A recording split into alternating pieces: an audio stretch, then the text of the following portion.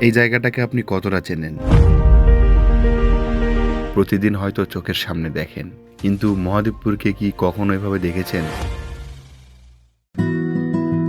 আমাদের মহাদেবপুর নওগাঁর পরিচিত এক জনপদ মহাদেবপুর, যার প্রশাসনিক কর্মকাণ্ডের অন্যতম কেন্দ্র মহাদেবপুর উপজেলা। প্রতিদিন অসংখ্য মানুষ আসে এখানে প্রয়োজনের বিভিন্ন কাজে। তবে বাস্তবতার মাঝেও এই শহরের শিশুদের জন্য আছে আনন্দের জায়গা, কারণ একটা শহরের সৌন্দর্য শুধু ভবনে নয়, শিশুদের হাসিতেও।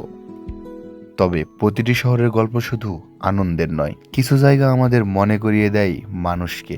এই ভাঙা মাইক্রোটি বহন করছে তেমনি এক বেদনাদায়ক স্মৃতি। একটা জনপদ তখনই পূর্ণ হয় যখন সেখানে জায়গা থাকে বিশ্বাস আর ঐতিহ্যেরও।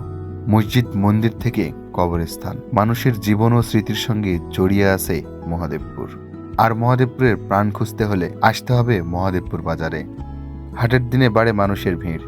এই ব্যস্ত মানুষগুলোর গল্পতেই বেঁচে আছে মহাদেবপুর। এই মানুষগুলোর চলাচলকে এগিয়ে নেয় এখানকার যোগাযোগ ব্যবস্থা। আর একটা এলাকার সবচেয়ে বড় শক্তি তার ভবিষ্যৎ প্রজন্ম। সেই ভবিষ্যৎ গড়ে ওঠে শিক্ষার আলোয়। শিক্ষা আর ইতিহাসের সাক্ষী হয়ে দাঁড়িয়ে আছে আমাদের শিক্ষা প্রতিষ্ঠানগুলো।